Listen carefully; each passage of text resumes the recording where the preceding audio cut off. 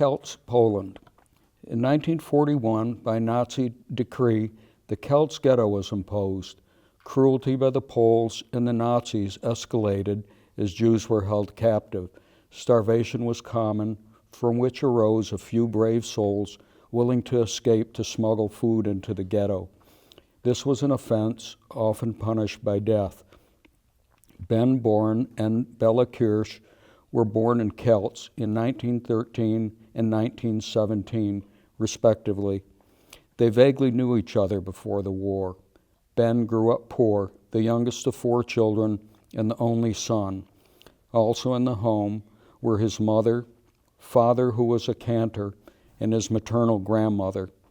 At age 13, he started work, crafting shoe tops in a shoe factory owned by his cousin Barrick's family.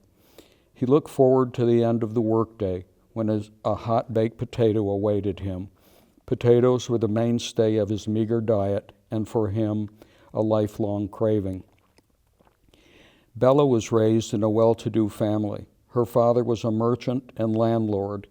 In her home lived her younger sister, her father, mother who was sickly, and her maternal grandmother from whom she learned to cook. Several tenants also lived in their large home, some of whom were at times unable to pay their room and board. Rather than evict them, Bella's mother, Rachel, secretly gave the money to pay rent.